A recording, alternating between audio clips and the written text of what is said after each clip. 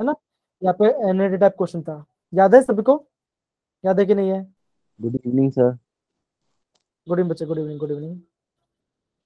अच्छा, रुको, I think आपको वो क्वेश्चन आपको शायद पता है कि नहीं मुझे याद नहीं है, लेकिन मैं आपको बताता हूँ, ठीक है, काफी इंपॉर्टेंट क्वेश्चन था।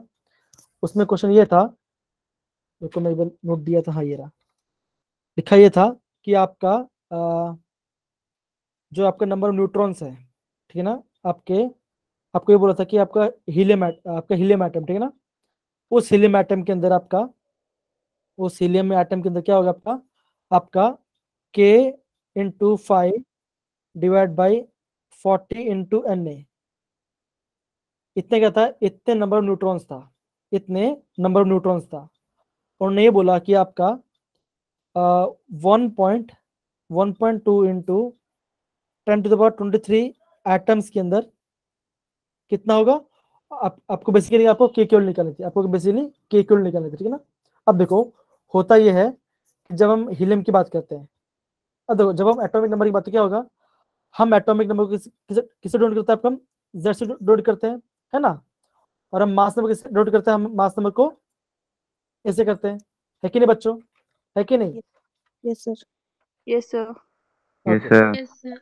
अब देखो, जब हम बात करते हैं मास नंबर के बारे में, तो हम क्या देखते हैं, जो आपका मास नंबर है वो क्या होता है, that is equal to sum of proton plus neutron, है ना।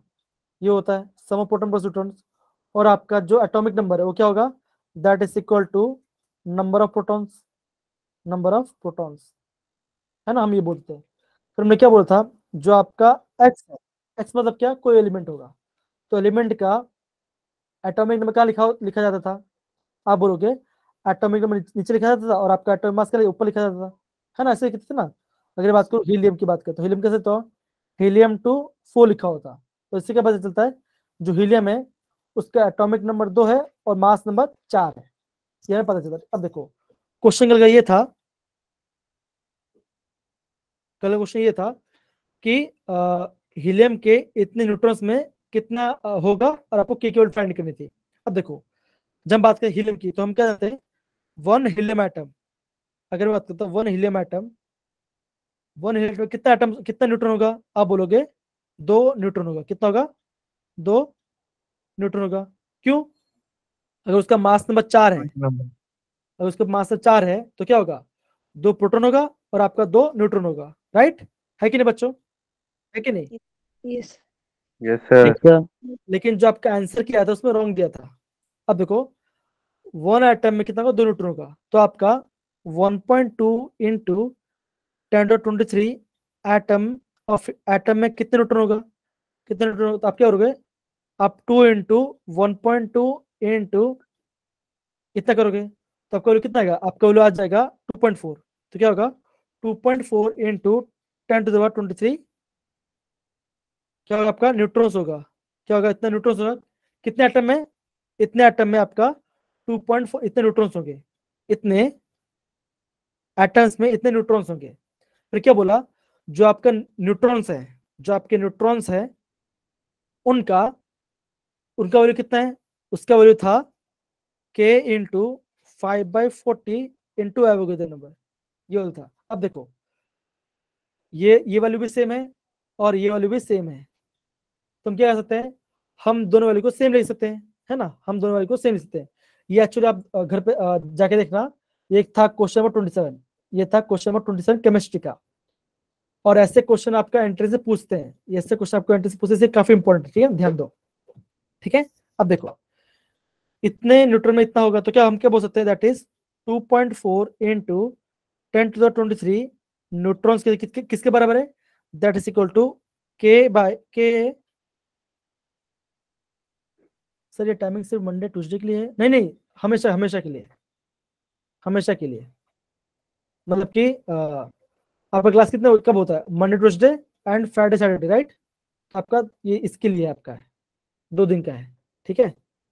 चले, हम क्या बोलते हैं, इतने नोट किसके बराबर थे आपके, के इंटू 5/40 इंटू एवोगैड्रो नंबर, उसका कितना दिया था आपका, इतना दिया, दैट इज 6.6 इंटू इतना दिया था, आपको क्या निकलता है, आपका के केवल निकलता है। तो के केवल किससे हुआ, आप सॉल्व कर दो, कितना आएगा आपका, आपका के केवल कितना आएगा, तो 3.18 के आसपास आएगा, विच इज इक्वल टू 3। तो आपका आंसर कितना आएगा, आपका 3 आना चाहिए, लेकिन आपका आंसर वहां पे 6 दिया गया है, तो 6 आंसर नहीं है आपका, 3 आंसर है। सच पढ़ा बच्चों, ये पार्ट सच पढ़ा, yes sir. Easy question, easy question है। Yes, sir. ओके, और एक क्वेश्चन भी था, और एक क्वेश्चन भी था, कहाँ लिखो पर उसको मैं, ओके मैं यहाँ पे लिखता हूँ, ओके मैं यहाँ पे लिखता हूँ। एक क्वेश्चन था लिमिटिंग एजेंट के ऊपर, आई थिंक क्वेश्चन क्या था, कहाँ लिखा मैंने, ओके आई थिंक वो था, आई थिंक ऐसा था, 3 ग्राम हाइड्रोजन एंड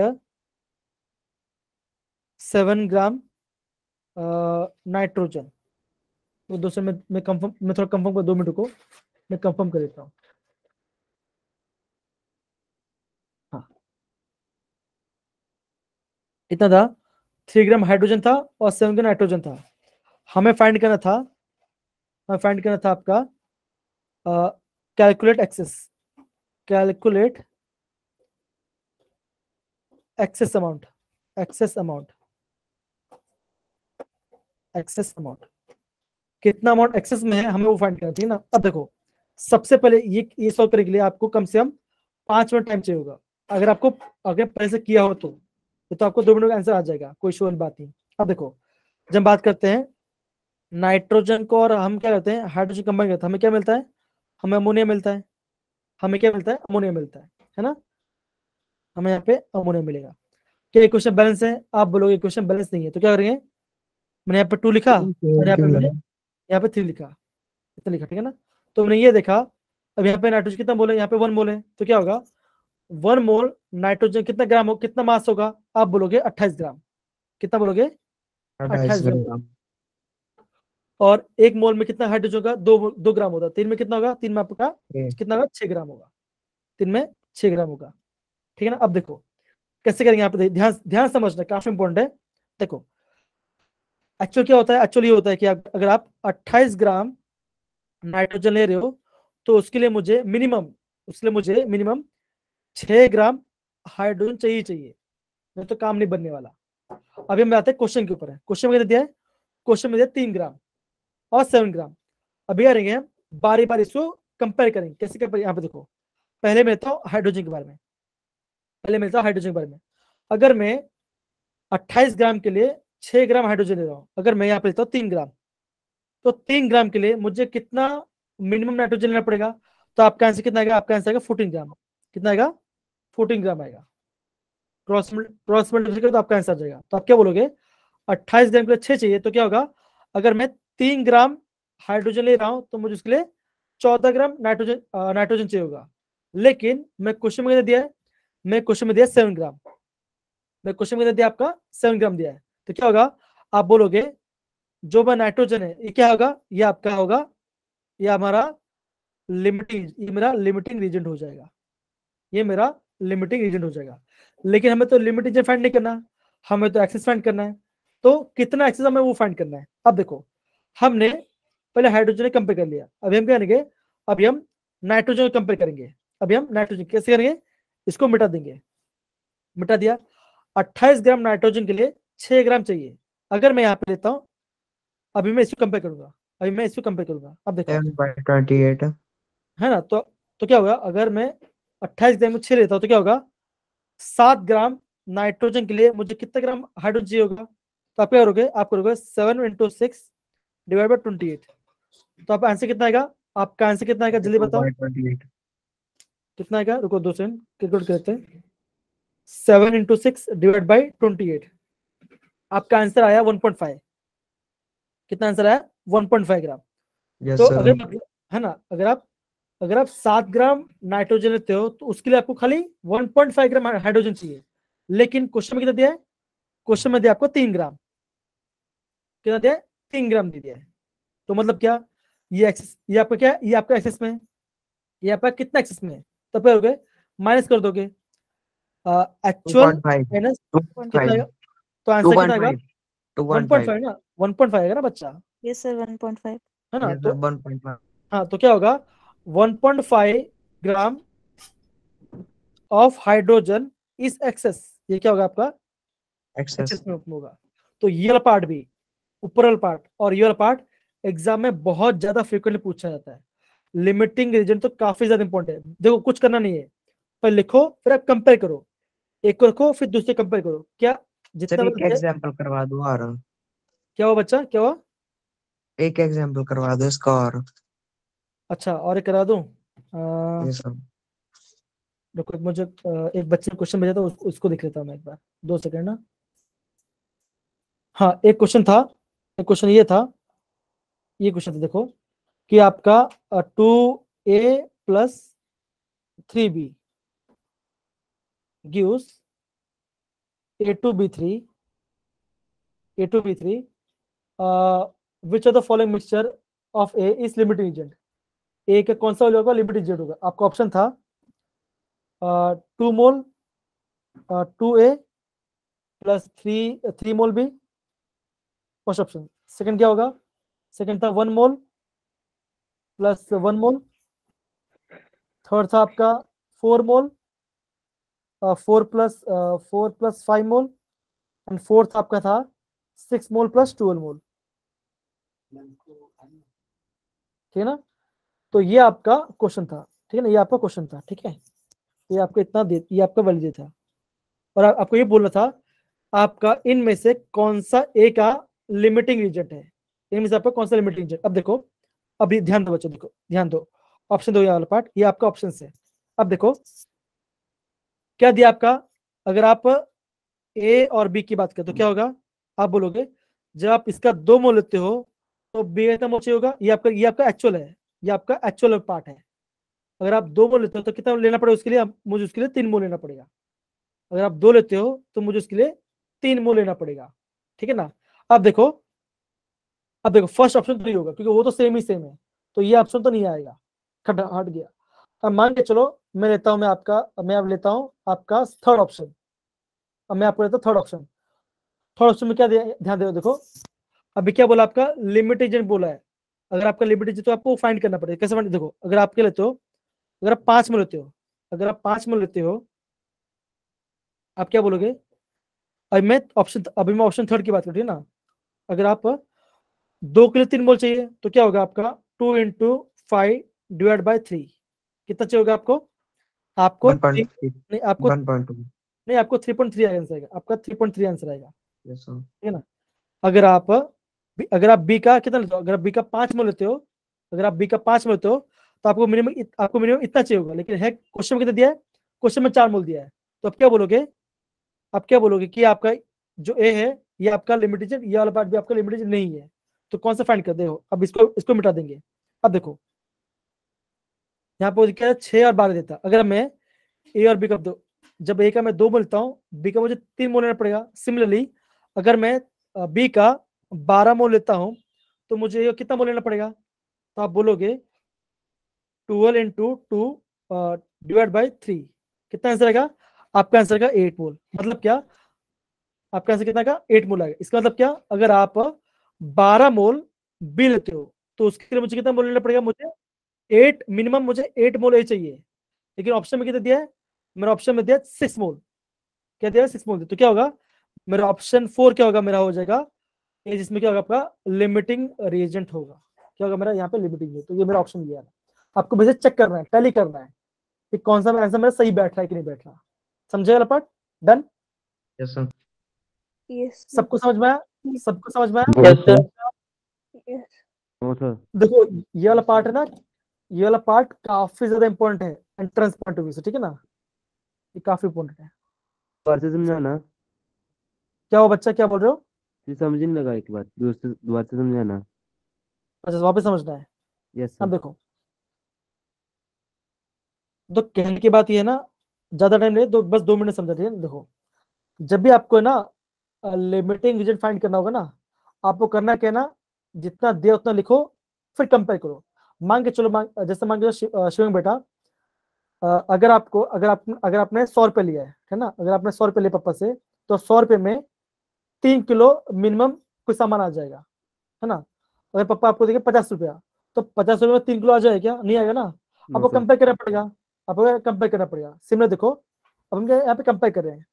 अब हम क्या फाइंड करें यहाँ पे, एक इनमें से आपका कौन सा ऑप्शन है आपका, देखो मैं क्वेश्चन है ना आपको ग्रुप में सेंड कर दूँ, ये वाला क्वेश्चन, ये आपका पहले आ चुका है यार ये क्वेश्चन, ठीक है ना। तो बेसिक क्या दिया आपका, जब आप ए का 2 मोल लेते हो तो बी का कितना मोल चाहिए होगा आपका, 3 मोल चाहिए होगा। सिमिलरली अगर बात करो तो ऑप्शन 4 की बात कर रहा हूँ, ऑप्शन 4 में क्या दिया था, ऑप्शन 4 में दिया था, ऑप्शन 4 दिया था आपका 6 मोल ए प्लस 12 मोल बी, आपको ये दिया गया था। अगर आप 12 मोल बी लेते हो, अगर आप 12 मोल बी लेते हो तो उसके लिए आपको कितना चाहिए होगा, आपको मिनिमम 8 मोल ए चाहिए होगा। अगर आप 12 मोल इस्तेमाल कर रहे हो तो उसके लिए आपको मिनिमम 8 मोल चाहिए होगा। लेकिन क्वेश्चन में दिया है, क्वेश्चन में दिया 6 मोल, तो 6 क्या है, 8 से कम है ना, यस 6 सर। क्या 8 से कम है, तो क्या होगा यहाँ पर ए आपका लिमिटिंग एजेंट हो जाएगा। तो बेसिक आपको फाइंड करना है कौन सा लिमिटिंग एजेंट है करके, आपको कंपेयर करना पड़ेगा, आपको इसमें कंपेयर करना पड़ेगा, समझे? Done? Yes sir. Yes sir. Okay चलिए बहुत बढ़िया। अब देखो बच्चों, हम अभी यार अगर ए की वैल्यू लेते 6 तो हम बी की वैल्यू 12 निकाल सकते हैं। अब देखो, हाँ अभी आप अभी देखो, हाँ चलो ये पार्ट, तो अभी उन्होंने क्या बोला, अगर मैं मान के चलो मैं एक की में लेता हूँ 6 मोल लेता हूँ, है ना, अगर मैं यहाँ पे एक की 6 मोल, तो क्या होगा, आप क्या बोलोगे, 6 इंटू 3 डिवाइड बाई 2 कितना आएगा आपका, ऐसे कितना आएगा आपका, आपका 9 मोल आएगा, आपका कितना Yes. होगा 9 मोल। मगर अगर आप 6 मोल ए ले रहे हो तो आपको कितना मोल, आपको कितना मोल चाहिए होगा बी, 9 मोल चाहिए होगा। नो लेकिन मोल। क्वेश्चन में कितना दिया है, क्वेश्चन में 12 दिया है, 9 से तो ज्यादा है, 9 से क्या ये आपको जो आपको 9 वाली हो वो तो ज्यादा है ना, 12 मतलब कि 12 ज्यादा है 9 से, तो क्या होगा, ये आपका लिमिटेड नहीं होगा, कौन सा होगा आपका, ये आपका लिमिटेड हो जाएगा। आपको खाली कंपेयर करना है, आपको बेसिकली कंपेयर करना आना चाहिए। डन? दोनों करने पड़ेंगे हमको कंपेयर। अगर पूछेंगे तो, अगर आपको पहले से बोल देंगे कि ए ही है तो आप खाली बी को कंपेयर करो, अगर आपको दिया नहीं क्वेश्चन में तो दोनों कंपेयर करना पड़ेगा, आपको पहले ए करना पड़ेगा फिर आपको बी करना पड़ेगा, ऐसा होगा, ठीक है ना। अगर आपको क्वेश्चन में दे दिया है कि क्या है का ए यही आपका लिमिट एजेंट है तो आप खाली बी का वैल्यू पुट करो और आपको देखो ए आ रहा, आंसर आ रहा है कि नहीं आ रहा, बस ऐसा, ठीक है ना। तो ये वाला पार्ट काफी ज्यादा इंपॉर्टेंट है, नहीं समझा तो प्लीज मुझे पूछना, वापस कर लेंगे वाला पार्ट, ठीक है। डन सारे Yes, बच्चे? sir. Yes sir. जिसको sir. समझ में थम्स अप डालो, थम्स अप डालो, thank you Jessica, thank you Jessica, जिसको समझ में आया थम्स अप डाल दो बच्चा, कम ऑन।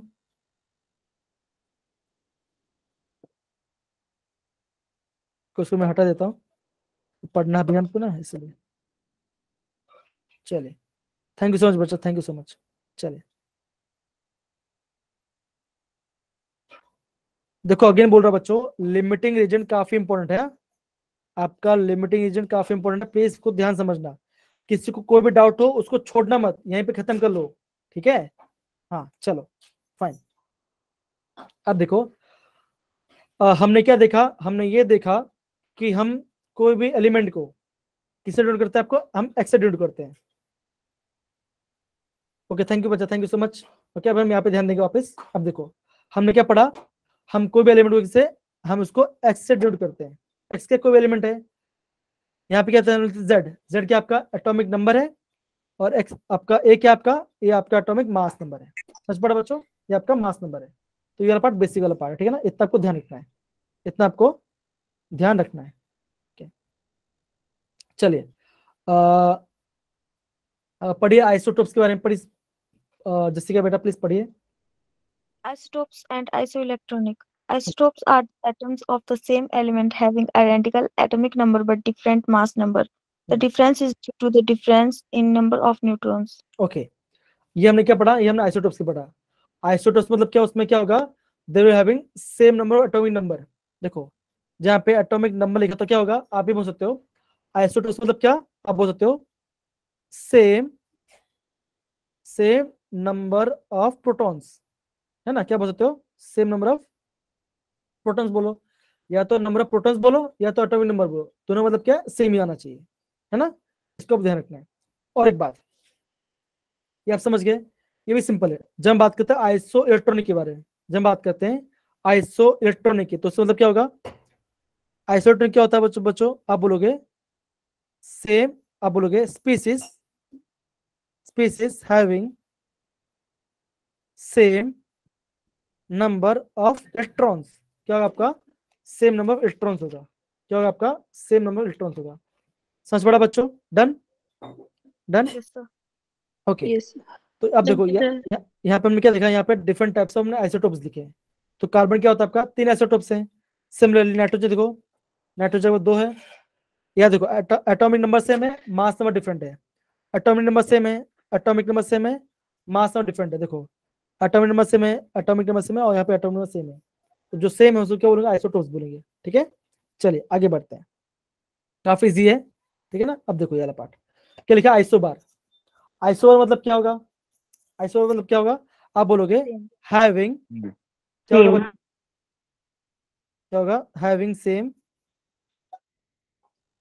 Mass number. क्या होगा इसमें, आपका मास नंबर सेम हो जाएगा। क्या होगा आपका, यहाँ पे आपका मास नंबर सेम हो जाएगा। सच पड़ा। जैसे यहाँ पे देखो, यहाँ पे हम आर्गन की बात करें तो देखो आपके आर्गन के 3 आइसोबार से, argon argon potassium and calcium. देखो क्या आपका सबका एटॉमिक मास कितना है, 40-40 है।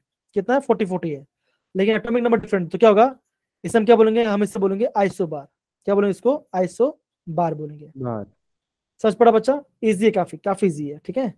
अब देखो जब हम बात करते हैं आइसोटोन्स के बारे में तो क्या होगा, टोन्स मतलब क्या, सेम नंबर ऑफ न्यूट्रॉन्स। तब क्या बोलोगे, हैविंग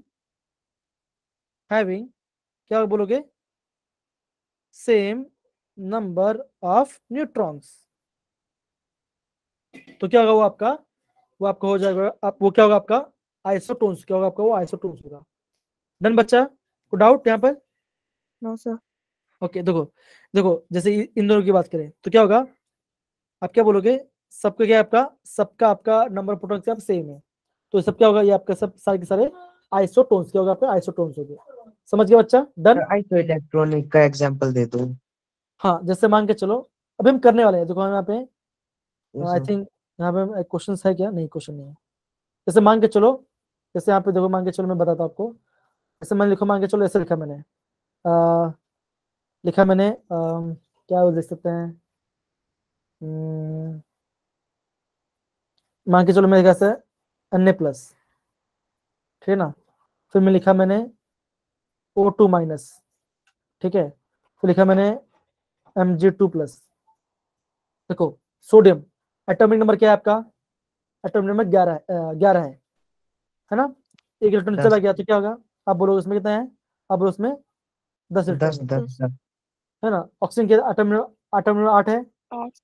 2 माइनस मतलब 2 गेन किए। हाँ और एक बात है, प्लस मतलब क्या होगा, प्लस मतलब होगा इलेक्ट्रॉन लॉस होना। क्या होगा आपका, इलेक्ट्रॉन का लॉस होना। माइनस मतलब क्या होगा आपका, इलेक्ट्रॉन का गेन होना, है ना। इतना ध्यान रखना, ठीक है ना। तो ये भी 10 है और ये आपका ये भी 10 है। मैग्नीशियम का एटॉमिक नंबर क्या होगा, आप बोलोगे 12। 2 इलेक्ट्रॉन चले गए तो क्या 10 बचे। तो आप ये बोल सकते हो, इन ए न्यूट्रल, प्रोटॉन न्यूट्रॉन कैसे निकालते हैं। हाँ बता दो से सब बताओ, दोनों सब बताइए, ठीक ना। अब देखो बच्चों, हाँ, इन न्यूट्रल स्पीसीज आप क्या बोलोगे, number of proton is equal to number of electron. क्या होगा, नंबर ऑफ इलेक्ट्रॉन होगा, ठीक है ना। अब देखो बच्चों, जैसे आपने अभी बोला अभिषेक बच्चा, प्रोटॉन कैसे निकालते हैं? कैसे निकालते हैं। सिंपल सी बात है, जितना आपका एटॉमिक नंबर होगा, वो क्या होगा आपका, उतने प्रोटॉन्स होंगे बस। जितने आपके एटॉमिक नंबर हो क्या होगा आपका, हम नंबर ऑफ प्रोटॉन्स निकाल सकते हैं। अगर हमें नंबर ऑफ न्यूट्रॉन्स निकालते क्या करेंगे, उसको मास से माइनस कर देंगे, हमें क्या मिल जाएगा, mass of number of neutrons मिल जाएगा। समझ पड़ा बच्चों? अभिषेक समझ गए? Yes, sir. ओके बढ़िया। ओके ये हमने देखा। ओके आगे बढ़ने से पहले और एक पार्ट आपका आता है, एक हमें बोलते हैं आइसोडाइफर्स। ये आपका न्यू है, ये भी आपको ये भी समझ लो, ठीक है ना। एक होता है आपका isodiaphers.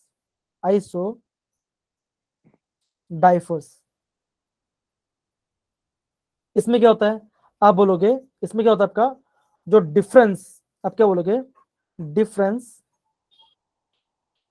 Of proton and neutron क्या होगा, सेम होगा।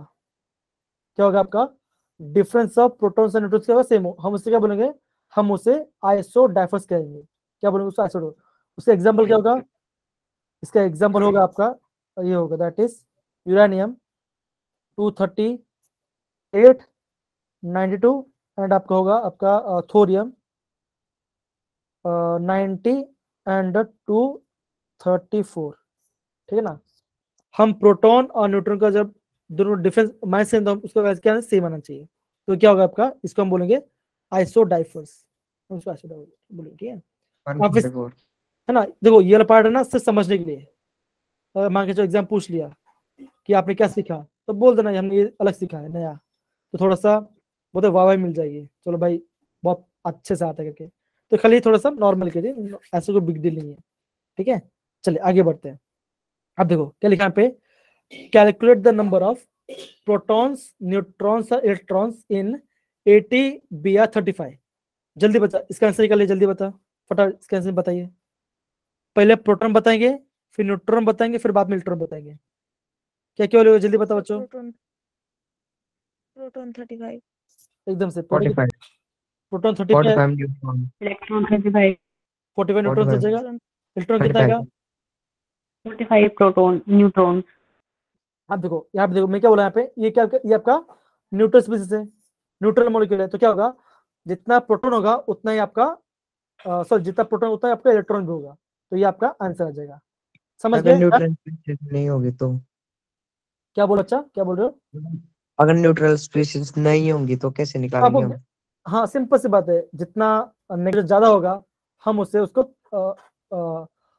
अगर आपका आपने क्या क्वेश्चन पूछा था, न्यूट्रॉन ज्यादा होगा तो, जैसा अगर न्यूट्रल स्पीशीज नहीं होगी, हाँ तो हम उसमें अगर आपका प्लस होगा तो माइनस सोडियम करेंगे। प्लस होगा, हाँ तो हम उसमें माइनस करेंगे। अब इसे वाला क्वेश्चन है, हम इसमें फाइंड करते हैं। अब इसमें देखो क्या लिखा, यहाँ पे देखो नंबर ऑफ इलेक्ट्रॉन्स, इलेक्ट्रॉन कितना है, इलेक्ट्रॉन आपका है 18।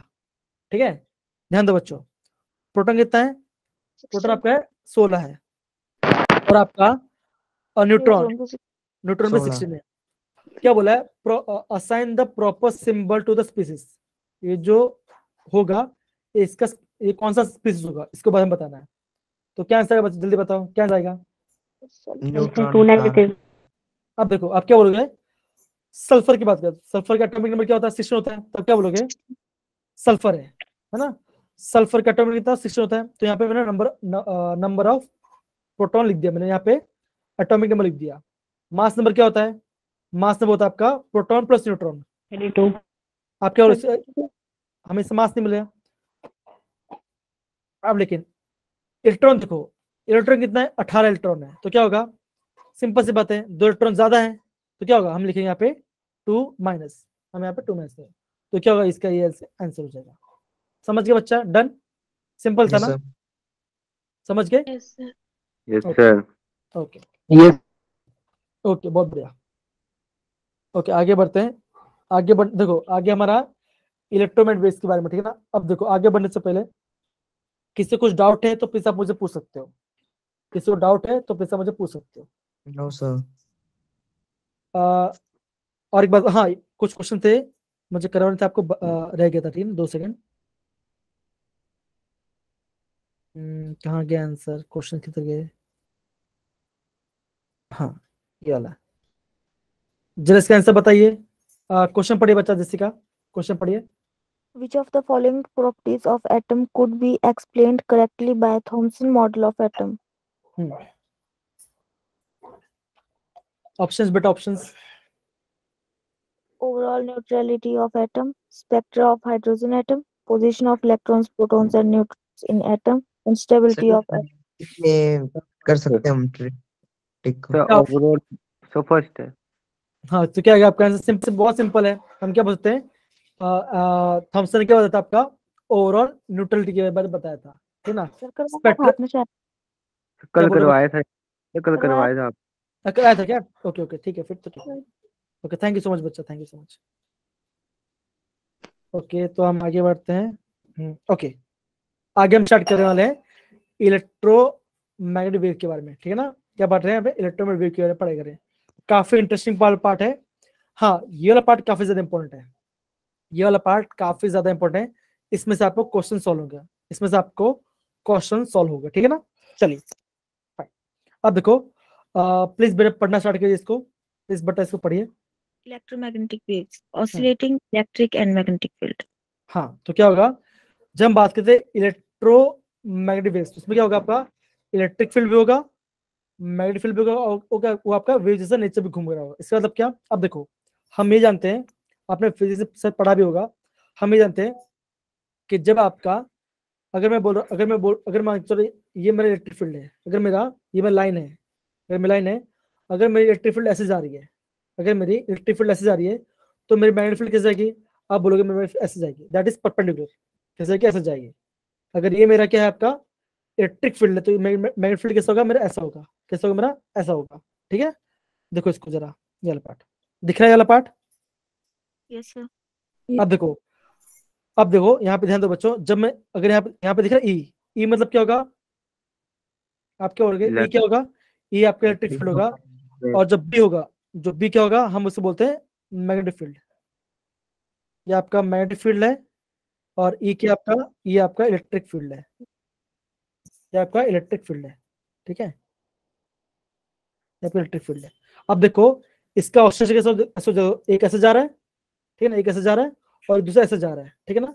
तो जब ये 67 आपका जो टारगेट कैसे होगा, ये आपका ऐसे ऐसे ऐसे ऐसे ऐसे आगे बढ़ते जाएगा, ठीक है ना, मतलब कि आगे भी बढ़ रहा है और ऐसा ऑफसेट भी हो रहा है, ऐसे जाएगा, ठीक है ना। तो क्या होगा, इसका हम क्या बोलते हैं, हम इसको इलेक्ट्रोमैग्नेटिक वेव का नेचर बोलते हैं, ठीक है। आगे पढ़िए बच्चा, ओके पढ़िए इसको जरा। Properties of electromagnetic waves. Electric and magnetic field oscillate perpendicular to each other, and both are perpendicular to the direction of propagation of wave. Okay हाँ शिवांग बेटा कुछ बोलिए बच्चा, कुछ पूछना है आपको। शिवांग बेटा आप है ना मैं उसको हटा दो कि नहीं, आपका बैटरी खत्म हो जाएगी जल्दी, तो फिर नेट खत्म हो जाएगा, हाँ है ना, सही रहता है। हो गया बच्चा, हाँ हो गया ठीक। कुछ पूछा था बच्चा, कुछ पूछा था आपको, ओके कोई आई थिंक कुछ नहीं। अब देखो यहाँ पे क्या बोला है, वेव किस डायरेक्शन फ्लो करेगा, मतलब क्या होगा, तीनों जैसे ये वेव ऐसे जा रहा है, अगर इलेक्ट्रिक फील्ड ऐसे जा रही है और मैग्नेटिक फील्ड कैसे ऐसे जाएगा, तो क्या होगा, ये ऐसे जा रहा है, ये आप कैसे जा रहा है, मैग्नेटिक फील्ड इलेक्ट्रिक फील्ड ऐसे जा रहा है, और आपका इलेक्ट्रिक फील्ड इस डायरेक्शन में नीचे से जा रहा है, तो मतलब क्या होगा, सारे के सारे कैसे होंगे, सारे के आपके परपेंडिकुलर डायरेक्शन फ्लो करेंगे, ठीक है ना। अगर ऐसे जा रहा है, ये ऐसे जा रहा है, तो दूसरा आपका इस साइड जाएगा, वो आपका इस साइड जाएगा, ठीक है ना। अगर ऐसे जा रहा है, ये ऐसे जा रहा है सीधा, 2 सेकंड बच्चा, ये ऐसे जा रहा है, ये ऐसे जा रहा है, और आपका जो वेव कैसे जाएगा, वेव आपका इस साइड जाएगा, सब सारे कैसे होंगे आपके परपेंडिकुलर होंगे, ठीक है। ये हमने देखा इसके बारे में, ओके। हमने क्या देखा था, दैट द इलेक्ट्रोमैग्नेटिक वेव्स क्या होगा आपका, they does not require any medium to propagation, मतलब क्या होगा, उन्हें कोई मीडियम नहीं चाहिए फ्लो करने के लिए, चाहे मीडियम हो या ना हो, क्या होगा वो आपका फ्लो करेगा। इसका एग्जांपल क्या बच्चों, इससे एग्जांपल आपका लाइट है ना, लाइट Yes, sir. क्या लाइट को कोई मीडियम चाहिए, नो सर, इसलिए क्या बोलते हैं लाइट कैसा आपका, ये आपका ये क्या आपका इलेक्ट्रोमैग्नेटिक वेव, क्या आपका इलेक्ट्रोमैग्नेटिक वेव है, सच पढ़ा बच्चों, ये क्या आपका इलेक्ट्रोमैग्नेटिक वेव के बारे में। अब देखो अगर मैं बात करूं वाटर के बारे में, अब मान के चलो आपने वाटर है, आपने वाटर को पॉन्ड में डाल दिया, तो क्या होगा, पॉन्ड में आपने जैसे डाला तो क्या होगा, आपने कंकड़ डाला तो क्या होगा, जिस साइड आपने कंकड़ डाला वो कैसा होगा, वो आपका नीचे ऐसा नीचे जाएगा और ऊपर आएगा, लेकिन जो आपका वेव कैसा होगा, वेव आपका ऐसा फ्लो होगा, अब कैसे Yes, फ्लो sir. होगा, तो कैसा होगा, वो हमेशा कैसा आपका परपेंडिकुलर डायरेक्शन में आपका फ्लो होगा, मतलब वो ट्रैवल करेंगे, ठीक है बच्चों, ओके। ये तो हमने पढ़ लिया। एंड आप क्या बोल सकते हैं, that they can travel vacuum, तो ये क्या इसका प्रॉपर्टीज के बारे में, ठीक है ना, हाँ ओके, ये वाला पार्ट है। अब देखो जब हम बात करते हैं कैरेक्टरिस्टिक इलेक्ट्रोमैग्नेटिक वेव के बारे में, तो वैसे बेसिक 3-4 चीज देखते हैं, क्या चीज देखते हैं, वेवलेंथ देखते हैं, एम्पलीट्यूड देखते हैं, और आपका फ्रीक्वेंसी देखते हैं। हाँ तो ये तीनों पार्ट है ना, काफी इंपॉर्टेंट है, प्लीज अभी 5 मिनट एकदम शांति से पढ़ाई करना, ये जो 5 मिनट है या पूरा समझ के पढ़ना, ठीक है ना, ओके। मैं इसको यहाँ पे शॉर्ट कर देता, ठीक है ना, यहाँ पे छोटा कर देता, दिख रहा है ना बच्चा, आपको सभी को दिख रहा है ना, Yes. Yes, sir. अब देखो जब मैं बात करता हूँ एम्पलीट्यूड के बारे में, तो एम्पलीट्यूड क्या होता है, आप ये बोलोगे जो आपका मेन पोर्शन है, जो आपका मेन पोर्शन है, जैसे आपका ये दिख रहा है, ये वाला पॉइंट, ये आपका वेव है, ये आपका वेव है। तो वेव में क्या होगा, जिस पॉइंट से मैक्सिमम आपका ग्राफ ऊपर जाएगा, हम उससे क्या बोलेंगे, हम उसको एम्पलीट्यूड बोलेंगे। तो आप क्या बोल सकते हो, एम्पलीट्यूड क्या बोलेंगे, it is the highest of the crust. आप क्या बोलोगे, it is the highest of crust. Height और सर। हाँ, हाई मतलब क्या, देखो क्रस्ट की बात क्या है, क्रस्ट मतलब क्या होता है, जो वेव है, वेव का जो हाईएस्ट पॉइंट है उसे हम क्या बोलेंगे, क्रस्ट बोलेंगे। सिमिलरली जो वेव क्या होगा, वेव का लोएस्ट पॉइंट उसे हम क्या बोलेंगे, उसको ट्रफ बोलेंगे, है ना। तो एम्पलीट्यूड क्या होगा, it is the highest of crust और आपका ट्रफ। मोस्ट ऑफ क्रस्ट से मांग के चलते हैं, ये हमने देखा, हाईएस्ट ऑफ क्रस्ट और डेप्थ ऑफ ट्रफ। हम उसको क्या बोलेंगे, हम उसको एम्पलीट्यूड कहेंगे, ठीक है ना। और एक बात, जब हम एम्पलीट्यूड का, जब हम क्या करते हैं, एम्पलीट्यूड का स्क्वायर करेंगे, the square of amplitude, the square of amplitude क्या होगा, हमें क्या मिलेगा, हमें मिलेगा इंटेंसिटी। क्या मिलेगा हमें, इंटेंसिटी मिलेगा। क्या मिलेगा, intensity of light radiation, of light radiation, ठीक है ना। जब हम क्या करते हैं, एम्पलीट्यूड का स्क्वायर करेंगे, ठीक है ना, ये वाला पार्ट करेंगे। अब देखो, अभी हम बात करते हैं वेवलेंथ के बारे में। किसकी बात करते हैं, वेवलेंथ की बात करते हैं। अब देखो यहाँ पे क्या आ गया, लेंथ आ गया। लेंथ का यूनिट क्या होता है, आप बोलोगे लेंथ का यूनिट होता है मीटर, तो आपका मीटर होता है। सिमिलरली जब हम बात करते हैं वेवलेंथ, तो क्या होगा, उसका यूनिट क्या होगा, मीटर होगा। उसका सिंबल क्या होता है, उसका सिंबल होता है लैम्डा। क्या होता है, लैम्डा होता है। तो होता क्या है, कोई भी दो क्रस्ट क्या होगा आपका, ये बोल सकते हो आप, क्या बोलते हो, कोई भी दो कंज्यूम ट्रफ, क्रस्ट या ट्रफ के बीच में क्या जो डिस्टेंस, हम उसे क्या बोलेंगे, उसको हम वेव बोलेंगे। तो क्या होगा, मान के चलिए इसका मैक्सिमम पॉइंट है और इसका मैक्सिमम पॉइंट है, तो क्या होगा, ये दोनों बीच में जो डिस्टेंस होगा, हम उससे क्या बोलेंगे, हम उसको बोलेंगे लैम्डा। क्या बोलेंगे उसको, लैम्डा बोलेंगे। सिमिलरली अगर मैं बात करता हूँ, ये ट्रफ है, ये ट्रफ है, इसके कौन सा ट्रफ आ रहा है, आपका ये ट्रफ आ रहा है। तो क्या होगा, ये दो डिस्टेंस होगा, ये दोनों जो डिस्टेंस, हम उसे क्या बोलेंगे, हम उसे बोलेंगे लैम्डा। क्या बोले, लैम्डा बोलेंगे। समझ पड़ा बच्चों, समझ पड़ा, ओके। तो हम क्या बोल सकते हैं, हम इसे ये बोल सकते हैं, it is the distance, it is the distance between two consecutive trough and crust. हाँ एकदम से कंसेक्यूटिव, हाँ ये बोल सकते हैं कंसेक्यूटिव,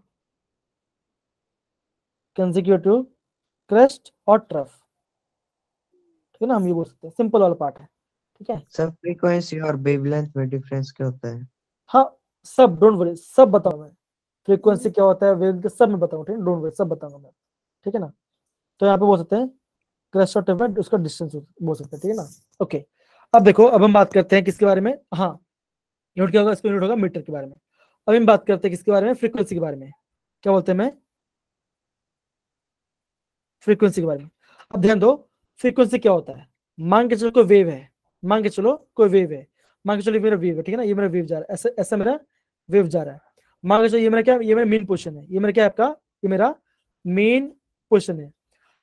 एक सेकंड के अंदर, एक सेकंड के अंदर क्या होगा, अगर कोई वेव जितनी बार ऊपर जाएगा उतनी बार नीचे आएगा, मतलब क्या होगा, ऊपर जितनी बार जा रहा है और नीचे जितनी बार, हम उसे क्या बोलेंगे, उसको फ्रीक्वेंसी बोलेंगे।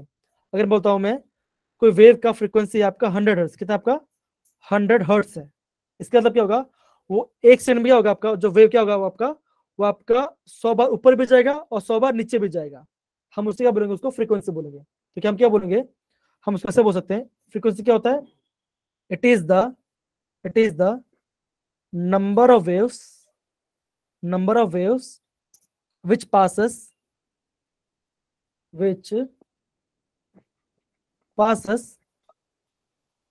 through a given point in 1 second, समझ पड़ा। मतलब एक पॉइंट के ऊपर एक सेकंड में कितना बार ऊपर जब आना बाजार हो रहा है, हम उसको बोलेंगे, उसको फ्रीक्वेंसी बोलेंगे। क्या बोलेंगे, फ्रीक्वेंसी बोलेंगे। और एक बात बच्चों, जो फ्रीक्वेंसी है उसका सिंबल क्या होता है, उसका सिंबल होता है म्यू, हम उसका बोलते हैं म्यू बोलते हैं। समझ पड़ा बच्चों ये part, done, Yes, sir. Yes, sir. Okay. अभी ना और एक टर्म आता है, और टर्म आता है, हम उसे बोलते हैं वेव नंबर। क्या बोलते हैं उसको? वेव नंबर बोलते हैं। क्या बोलते हैं उसको? वेव नंबर बोलता है। तो वेव नंबर बेसिक कुछ नहीं होता, उसका सिंबल होता है आपका म्यू बार। क्या होता है आपका? म्यू बार होता है। वो क्या होता है आपका? वो नथिंग, वो क्या होगा आपका? That is equal to 1/λ। क्या कहते हैं? अगर मैं लैम्डा का इनवर्स ले लूं, अगर मैं कोई भी वेवलेंथ का इनवर्स ले, तो मुझे क्या मिलेगा? उसका वेव नंबर मिल जाएगा। क्या मिलेगा? वेव नंबर मिल जाएगा। उसका क्या होगा? उसका इनवर्स होता है आपका सेंटीमीटर। क्या होगा आपका? सेंटीमीटर इनवर्स या मीटर इनवर्स हो जाएगा। ठीक है ना? और एक बात, फ्रीक्वेंसी की बात करो तो फ्रीक्वेंसी का यूनिट क्या होगा? फ्रीक्वेंसी यूनिट होगा हर्ट्ज। क्या होगा आपका? हर्ट्ज होगा। क्या होगा? हर्ट्ज होगा। समझ गए बच्चा वाला part? Done? Yes sir. Yes, sir. sir. Okay. Yes, sir. अब देखो, हाँ बस वही वही बता रहा हूँ, अभी अभी मैं वही बता, ठीक है? वो सब वही बता रहा हूँ, ठीक है? अब देखो, अब हम क्या बोल सकते हैं, जितने भी आपका इलेक्ट्रोमैग्नेटिक वेव्स है, आप क्या बोलोगे? आप ये बोलोगे कि ऑल इलेक्ट्रोमैग्नेटिक वेव्स, क्या बोलोगे? All electromagnetic waves have same speed. क्या होगा? Have same speed in vacuum. क्या होगा? Same speed in vacuum. कितना होगा उसका स्पीड? कितना होगा? दैट इज कितना आएगा? सी किलो कितना आएगा? सी क्या आपका स्पीड ऑफ लाइट है? क्या होगा? इज इक्वल 3 × 10⁸ मीटर पर सेकेंड। ये वाली हो जाएगा, है ना? ये वाली हो जाएगा। अब देखो, हमें ये पता चलता है, हम ये बोल सकते हैं जो सी है, जो स्पीड ऑफ लाइट है, वो किसके बराबर है? That is equal to frequency multiply by lambda. क्या होगा? That is equal to c किसके बराबर होगा? That is equal to frequency multiply lambda. तो सिंपल सी बात है, अगर मुझे फ्रीक्वेंसी निकालना है, अगर मुझे कोई भी किसी का फ्रीक्वेंसी निकालता, तो मैं क्या करूंगा? मैं करूंगा सी बाय लैम्डा करूंगा, तो मुझे क्या मिलेगा? उसकी फ्रीक्वेंसी मिल जाएगी। सिमिलरली अगर मुझे लैम्डा निकालना है, तो क्या मैं उसका उसके फ्रीक्वेंसी सी से बाय फ्रीक्वेंसी। सिमिलरली अगर मुझे निकालना वेव नंबर, तो क्या करूँ मैं इस इक्वेशन क्या इससे क्या निकालता हूँ? मैं वेव नंबर निकाल सकता हूँ। लैम्डा निकाल लो, उसका इनवर्स कर दो, क्या मुझे मिल जाएगा? उसका वेव नंबर मिल जाएगा। Yes, done sir. बच्चा ये पार्ट? ओके। अब देखो बच्चों, ये पार्ट हमने पढ़ लिया, इतना पार्ट हम इसको थोड़ा साइड में करते हैं एंड एक क्वेश्चन करते हैं ना। ये क्वेश्चन पढ़ते हैं, काफी सिंपल है। ओके, सर ये वाला तो मतलब बुक में भी है। है ना? ये वाला बुक, हाँ कोई बात नहीं, फिर भी मेरे काम बताना, ठीक है ना? जो क्वेश्चन नहीं आएगा वो भी सब बताऊंगा, डोंट वरी, ठीक है ना? जितने भी सब बताऊंगा, ठीक है? क्या लिखा है यहाँ पे देखो, फ्रीक्वेंसी, द फ्रीक्वेंसी कितना इसका? फ्रीक्वेंसी इसका है आपका कितना? बच्चा बोलो। 1.368 1.368 किलोहर्ट्ज। ये आपका किलोहर्ट्ज है, इतना किलोहर्ट्ज में आ रहा है। क्या लिखा है? Calculate the frequency of electromagnetic radiation emitted. हमें फ्रीक्वेंसी निकालना है। कैसे निकालेंगे बच्चों? कैसे निकालेंगे फ्रीक्वेंसी? क्या होगा? सॉरी, हमें क्या निकालना है? हमें लैम्डा निकालना है। सॉरी, हमें लैम्डा निकालना है। क्या होगा? लैम्डा क्या होगा? सी बाई फ्रीक्वेंसी होगा, म्यू होगा। निकालो बच्चे, क्या आंसर आएगा? जल्दी निकालो इसका। अब देखो, आपको यूनिट को मैच करना है। आपको क्या यूनिट को मैच, कितना वैल्यू इसका? देखो 3 × 10⁸ होता है। फ्रीक्वेंसी कितना दिया है? फ्रीक्वेंसी दिया आपको 1368 किलोहर्ट्ज दिया। तो क्या होगा? यहाँ पे 1000 लिखना, ठीक है ना? यहाँ पे 1000 तो रॉन्ग आंसर रॉन्ग हो जाएगा, ठीक है ना? ओके, समझ गए बच्चा?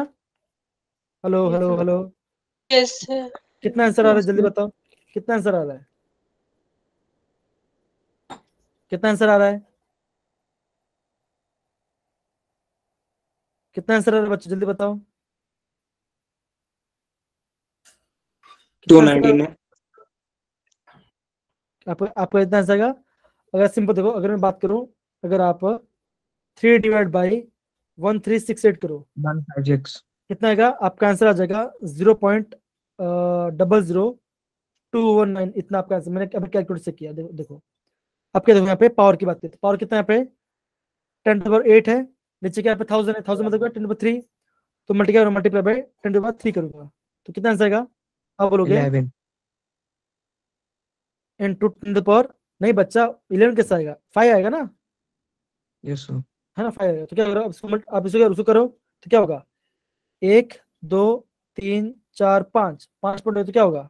आप बोलोगे कितना आंसर आपका आएगा? 129। कितना? इतना आपका मीटर आ जाएगा, इतना आपका मीटर आ जाएगा, ठीक ना? तो बेसिकली आपको ना, आपको वो पॉइंट में आपको समझ में आना चाहिए। राइट साइड तो क्या होता है? अच्छा, और एक बात, अगर हम पॉइंट के राइट साइड तो क्या होगा? पावर इंक्रीज और डिक्रीज होगा। अगर हम डेसिमल पॉइंट के राइट से शिफ्ट, तो क्या होगा? पावर इंक्रीज होगा डिक्रीज होगा? क्या होगा बच्चों? Increase.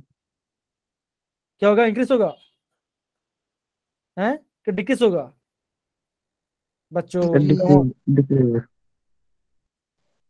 हाँ, क्या होना चाहिए आपका? डिक्रीज होना चाहिए, ध्यान रखना, गलती मत करना, ठीक है ना एग्जाम में। ओके, चलो ये क्वेश्चन पढ़िए बच्चा, ये क्वेश्चन पढ़िए, ये क्वेश्चन पढ़िए, come on. The wavelength range of the visible spectrum extends from violet 400 nanometer to red 750 nanometer. Express these wavelengths in frequencies hertz. 1 nanometer is equal to 10 to the power minus 9 meter. हमें क्या चाहिए? हमें hertz में इसका answer चाहिए, हमें क्या चाहिए? हर्ट्ज में आंसर चाहिए, ठीक है ना? ओके फाइन, तो कैसे निकले बच्चों? सिंपल, कौन सा फॉर्मूला यूज करेंगे? बोलो बच्चों, कौन सा फॉर्मूला यूज करेंगे? बोलो। C is equal to B by lambda. Lambda क्या होगा? सी बाय फ्रीक्वेंसी निकालेंगे। हमें क्या चाहिए? फ्रीक्वेंसी चाहिए, तो क्या होगा? फ्रीक्वेंसी क्या C होगा? by lambda. C by lambda, तो 3 इंटू 10 पावर 8 अपॉन मीटर पर सेकेंड, और क्या होगा आपका? लैम्डा वैल्यू कितनी आएगी आपकी? आएगी 400 इंटू 10 पावर माइनस 9 मीटर आ जाएगा, है ना? कितना आंसर आ जाएगा? तो क्या करो, सॉल्व करो। कितना आंसर आ रहा है? जल्दी बताओ बच्चों, कितना आंसर है बच्चों? जल्दी बताओ, कितना आंसर आएगा? कम ऑन बच्चों, जल्दी। देखो, इस पावर को ऊपर की चल जाओ, क्या होगा? एक काम करो, 17. This was 17. हाँ कितना आएगा? आप बोलोगे अब यार 300 डिवाइड बाय 400 करो, कितना आएगा? आपका आंसर आ जाएगा 0.0075 इंटू 10⁸ मल्टीप्लाई बाय 10⁹, कितना होगा? आप बोलोगे 0.0075 इंटू 10⁻17, क्या होगा? डिस्टेंस बढ़ाओ, क्या होगा? 1 पॉइंट, 2 पॉइंट, 3 पॉइंट, 3 पॉइंट मतलब क्या होगा? आप बोलोगे 7.5 इंटू 10⁻14 हर्ट्ज, इसका वैल्यू आ जाएगा। खत्म, हो गया, समझ गए? Yes, sir. Done. Yes, sir. Okay, Yes, sir. Similar क्या होगा? सिमिलर आप अगर आप किसके लिए? रेड के लिए, तो क्या होगा? आपका रेड का वैल्यू कितना आंसर आएगा? आपका वैल्यू आ जाएगा अराउंड, फ्रीक्वेंसी कितना आएगा आपका? इसका आ जाएगा 4 इंटू 10⁻14 हर्ट्ज, ये इसका वैल्यू आ जाएगा। ट्राई करना, ठीक है ना? काफी Yes, सिंपल है, sir. काफी सिंपल, ठीक है ना? काफी सिंपल है। Come on. हाँ, ये क्वेश्चन जल्दी अपने आप करो। क्या लिखा है पे? Calculate wave number and frequency of radiation having lambda इतना। तो लैम्डा कितना दिया है? लैम्डा दिया है 5800 एम्स्ट्रॉम। आप क्या जानते हो? Angstrom. 1 एम्स्ट्रॉम कितना होता है? That is equal to 10⁻10 metre, इतना मीटर में होता है। तो क्या होगा? Yes, sir. लैम्डा कितना का? 5800 इंटू 10⁻10 मीटर हो जाएगा। हमें क्या निकालना है? सबसे पहले निकालनी है उसकी फ्रीक्वेंसी। एक हम पहले वेव नंबर निकालते हैं, तो क्या होता है? वेव नंबर क्या होता है? 1 अपॉन लैम्डा होता है, तो क्या होगा? 1 डिवाइड बाई 5800 इंटू 10⁻10 हो जाएगा। तो क्या होगा? अगर आप 1 डिवाइड बाई 5800 करो तो कितना आंसर आएगा? आपका आंसर आ जाएगा 0.00001724, इतना आएगा। इतना करते हैं, इतना लिखते हैं, ज्यादा नहीं, इतना नहीं है। इंटू ये आपका ऊपर ऊपर हो जाएगा, तो क्या होगा? क्या होगा? सिंपल, 1 2 3 4, 4 पॉइंट गया, तो क्या होता? मैं 4 पॉइंट आ गया, तो क्या होगा? 1.72 इंटू 10⁻6, क्या होगा? 6. ये आपका आंसर आ जाएगा। किसमें आ गया? यूनिट, अब ये आपका आएगा सेंटीमीटर, ये आपका सेंटीमीटर इनवर्स में आएगा, ठीक है ना? सॉरी, ये आपका आएगा मीटर इनवर्स में, मीटर इनवर्स में आएगा। सच बड़ा बच्चों, ये आपका मीटर इनवर्स में आएगा, Yes, sir. क्योंकि यहाँ पे क्या था? यहाँ पे मीटर था आपका, ठीक है ना? समझ गए? अब फ्रीक्वेंसी निकालते हैं। फ्रीक्वेंसी क्या होगा? फ्रीक्वेंसी क्या होगा आपका? That is mu equal to c by lambda, तो 3 into 10⁸ divide by lambda value कितनी है? 5800 इंटू 10⁻10। निकालो आंसर, कितना आंसर आएगा? जल्दी निकालो, कितना आएगा आंसर?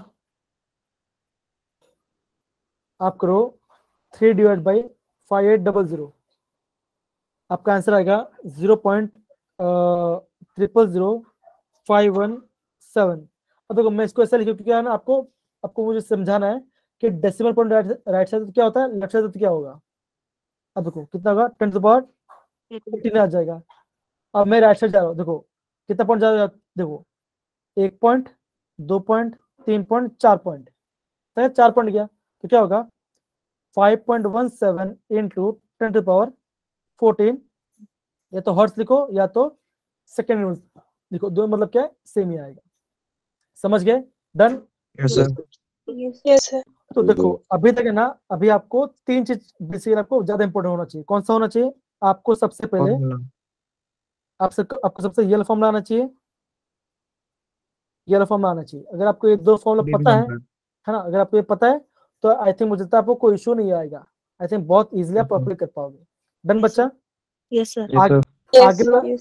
आगे वाला जो पार्ट है, आगे हम थोड़ा सा अभी हम पढ़ेंगे ब्लैक बॉडी के बारे में। ब्लैक बॉडी और फोटो इलेक्ट्रिसिटी ये काफी ज्यादा इंपॉर्टेंट है। कल का क्लास बिल्कुल भी मिस मत करना, ठीक है? गलती Yes, से sir. कल मिस मत करना, ठीक है? कोई भी Yes, sir. तो ये कल वर्ड काफी इंपॉर्टेंट है। किसी को डाउट है तो प्लीज मुझे पूछ सकते हो। No, कौन sir. बच्चा? ओके, ये वाला पार्ट समझ गए ना? हाँ, ये वाला पार्ट इंपॉर्टेंट है। जब हम एम्पलीट्यूड का स्क्वायर करते हैं, अगर हम एम्पलीट्यूड का स्क्वायर करते हैं, हमें क्या मिलेगा? हमें इंटेंसिटी ऑफ लाइट रेडिएशन मिलेगा। ठीक है, डन। Yes, sir. अच्छा, जाने से पहले कुछ बताना चाहूंगा मैं। अगर बात को लाइट के बारे में, एक कलर के बारे में, अगर बात करता हूँ कलर के बारे में, तो कलर बेसिकली क्या होता है? आप क्या बोलोगे? आप ये बोलोगे इंटेंसिटी मतलब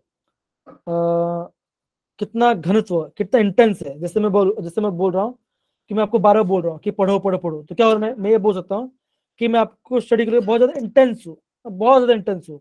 मैं आपको क्लासिकल बोलूंगा हाँ चलो पढ़ लो, तो क्या बोलोगे?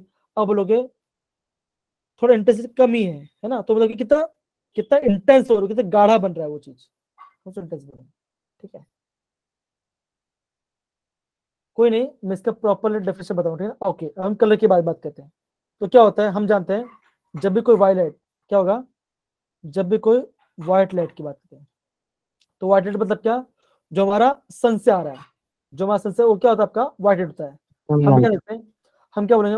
व्हाइट लाइट कितना कलर होता है? आप बोलोगे सन कितना होता है आपका? 7 कलर होता है, जो आपका रेनबो में होता है ना? जो आपका रेनबो में होता है। अब देखो हमें कलर कैसे दिखाई देता है? अगर मैं आपको अगर आपको मुझे मेरे बाल कलर ब्लैक दिख रहा है, इसका मतलब क्या? इसका मतलब ये है कि अगर आप कोई भी चीज को, तो क्या होगा? जो भी लाइट आ रही है, क्या हो रहा है? वो मेरे क्या हो रहा है? यहाँ पे पूरा एब्जॉर्ब हो जा रहा है। क्या बोलोगे? अगर व्हाइट लाइट के सारे कलर क्या हो गया आपके? एब्जॉर्ब हो गए। क्या हो गया आपके? एब्जॉर्ब हो गए। क्या होगा? सारे एब्जॉर्ब हो गए, कुछ एमिट नहीं हुआ, तो क्या होगा? वो होगा ब्लैक कलर। वो क्या होगा? ब्लैक कलर होगा। मतलब क्या? लाइट आया, व्हाइट लाइट आया, यहाँ पे ये पार्टिकल है, यहाँ पे हिट हुआ और सारे के सारे यहाँ पे एब्जॉर्ब हो गए, तो क्या आपको आपको ब्लैक कलर दिखेगा। अगर आपको क्या है? व्हाइट लाया और आपके यहाँ पे हिट हुआ और आपके सातों के साथ कितना 7 करके आपके आपस रिफ्लेक्ट हो गए, मतलब क्यों रिफ्लेक्ट हो गए, ऊपर चले गए, तो क्या बोलोगे? अगर रिफ्लेक्ट हो गए, हम उससे क्या बोलेंगे? हम उससे बोलेंगे व्हाइट कलर। क्या बोलेंगे उसको? व्हाइट बोलेंगे। जैसे आपको ये दिख रहा है, ये आपको व्हाइट दिख रहा होगा, तो मतलब क्या होगा? यहाँ पे जो भी मेरे जो ट्यूबलाइट है, ट्यूबलाइट में जितने भी आपको व्हाइट लाइट आ रही है, क्या हो रही है? यहाँ पे हिट हो रही है और साथ से क्या बाहर चली जा रही है, तो क्या आपको वहां पे आपको व्हाइट कलर दिख रहा है। जब सारी एब्जॉर्ब हो जा रही है तो क्या मिलेगा आपको? आपको ब्लैक कलर मिलेगा। ठीक है ना? ये इसका हम कल पढ़ेंगे, जब हम पढ़ेंगे आपके बारे में ब्लैक बॉडी और स्पेक्ट्रम का जब पढ़ेंगे तब पढ़ेंगे। ठीक है ना? ये पार्ट ठीक है, डन, समझ गए? Yes, sir. Yes, sir.